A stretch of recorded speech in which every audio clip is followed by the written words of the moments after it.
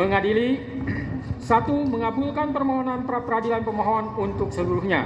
2. Menyatakan proses penetapan tersangka kepada pemohon berdasarkan surat ketetapan nomor S/90/5 Romawi /Res 124/2024 Diskreskrimum tanggal 21 Mei 2004 atas nama Peggy Setiawan beserta surat yang berkaitan lainnya dinyatakan tidak sah dan batal demi hukum.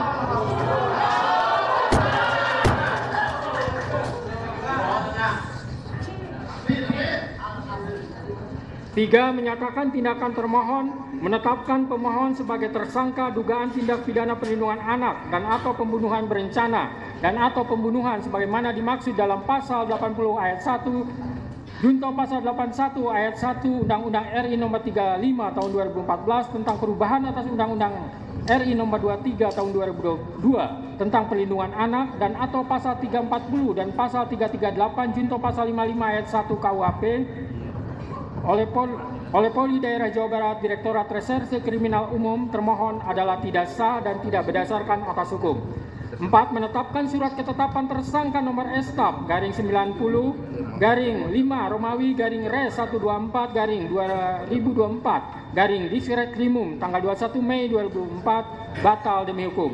5. Menyatakan tidak sah segala keputusan dan atau penetapan yang dikeluarkan lebih lanjut oleh termohon yang berkenaan dengan penetapan tersangka atas diri pemohon oleh termohon. 6. Memerintahkan kepada termohon untuk menghentikan penyidikan terhadap perintah penyidikan kepada pemohon. 7. Memerintahkan kepada termohon untuk melepaskan pemohon dari tahanan.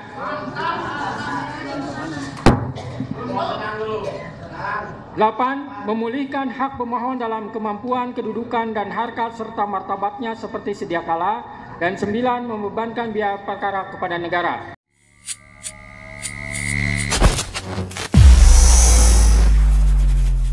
Sahabat Agent, ini kesempatan langka saya dapatkan hari ini. Saya kedatangan 2 pengacara dari berapa Bu? 70? Ya. 70 pengacaranya Peggy Setiawan. Betul. Dan ini sebuah kisah yang sangat panjang, sangat lama, berusia berapa? 7-8 tahun. 8 tahun. Dan akhirnya kita bisa mendapatkan informasi yang insya Allah akan menjawab kebingungan dari banyak sekali netizen. Ini gimana sih duduk perkara sebenarnya, ini kok banyak kejanggalan dan sebagainya. Jadi sahabat Agent, ada Ibu Melani dan Ibu Ati, 2 dari sekitar 70 pengacara Peggy Setiawan. Ini juga kita mau pertanyakan, kok bisa sampai 70? Jadi pertama kita langsung saja barangkali kita diskusi dengan ke Ibu Ati dulu mungkin ya. Yang Bu Ati kira-kira apa yang bisa digambarkan di awal, ini kok jumlah pengacaranya bisa sampai 70? Cerita awalnya seperti ini. Pada 21 Mei 2024 kemarin, sahabat saya Sugianti Iriani, Ibu Yanti, memberi kabar, Bu Ati, saya berada di Polda Jabar. Anak dari ART saya, Peggy Setiawan, ditangkap. Anak dari ART Ibu Yanti. Iya, okay. Anak dari ART Ibu Yanti. Karena saya saat itu sayangnya nggak bisa hadir Pak ya, karena mendadak gitu di teleponnya. Akhirnya yang mendampingi saat itu adalah Ibu Yanti beserta Pak Adnan dari kantor Sugianti Iriani. Saat itu Ibu Yanti sangat yakin sekali Peggy ini bukan pelaku, sehingga tidak akan ditetapkan sebagai tersangka dan akan bisa dibawa pulang kembali ke Cirebon gitu Pak. Hari itu juga setelah BAP 1 kali 24 jam kan saat itu ditangkapnya 21 Mei. 21 Mei. Kemarin jam 18 Pak. Akhirnya keluar 1 kali 24 jam, keluar penetapan penahanan. Dan akhirnya Peggy ditetapkan sebagai tersangka. Kemudian dilakukan BAP jam 20.30 yang mendampingi Bu Yanti sama Pak Adnan. Tapi sayangnya tidak bisa dibawa pulang Pak. Dan berlanjut hingga kini masih ditahan. Sekarang udah 3 minggu mungkin ya? Ya udah diperpanjang katanya. Diperpanjang. Ya sudah 20 hari kemarin udah lewat untuk penetapan penahanan yang pertama. Kemudian kemarin ada perpanjangan lagi untuk masa 40 hari ke depan. Oke. Nah, mengenai kuasa ya. iya, sebelum kita masuk ke materinya, ini agak ini juga yang menarik buat saya, ada 70 pengacara. Ini gimana ceritanya Bu? Mengenai itu kan dari kami Kongres Advokat Indonesia siap untuk memberikan bantuan, Pak ya. Ya, karena Bu Yanti itu Bu dari Yanti. Kongres Advokat Indonesia Kongres Cirebon. Advokat Indonesia. Oke. Bu Yanti sendiri tergabung bersama kami di Kongres Advokat Indonesia.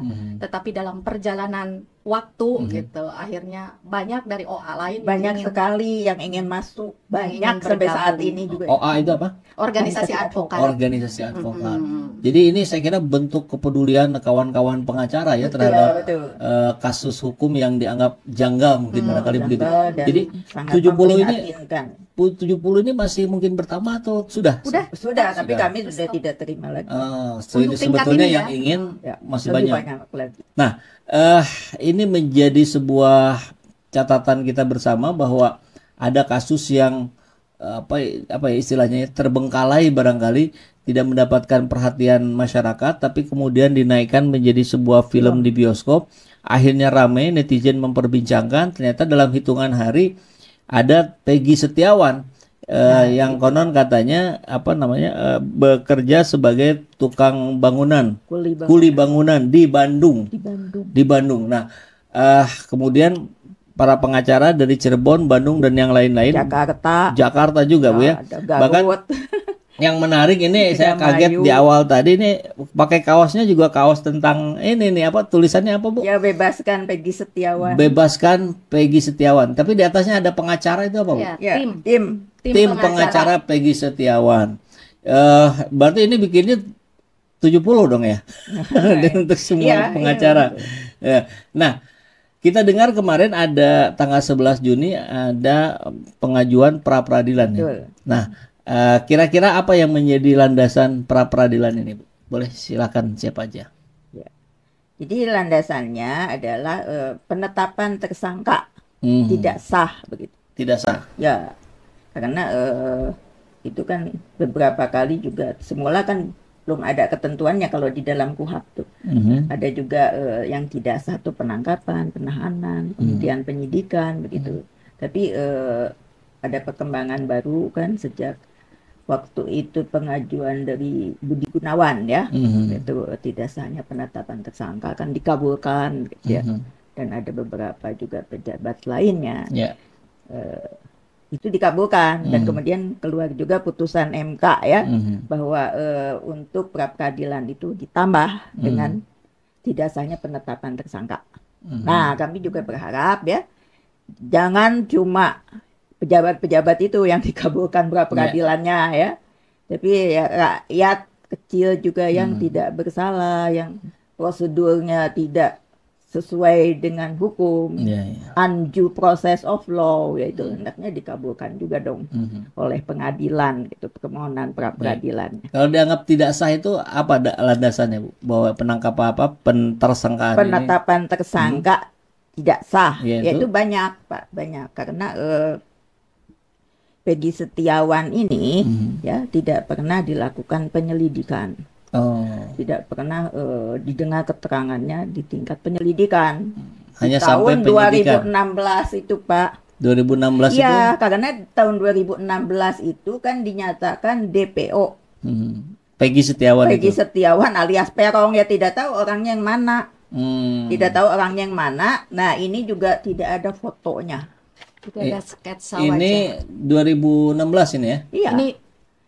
Ini yang baru, ini yang disebarkan kemarin, ya, 2024. Tapi sebetulnya ini ada di dalam putusan juga ya, nama Peggy alias Peron itu. Semula ada 4 ya, yang dinyatakan DPO itu ada 4. Kemudian jadi 3 di pengadilan, di dalam putusan juga ada. Yang tahun 2016 Pak. 3 orang, ya, 3 orang termasuk yang namanya Peggy Setiawan, ada yang namanya Andi, kemudian ada yang namanya Dani juga. Nah, itu ada di dalam putusan pengadilan. Tapi kan anehnya yang 2 ini katanya sudah dihapus oleh Polda. Alasannya? Fiktif katanya, kan aneh. Sangat janggal. Sangat janggal. Kan yang menyebut nama mereka sendiri. Yang nyebut fiktif mereka juga berarti. Kenapa yang ini tidak fiktif? Peggy Setiawan juga gitu kan, aneh ya.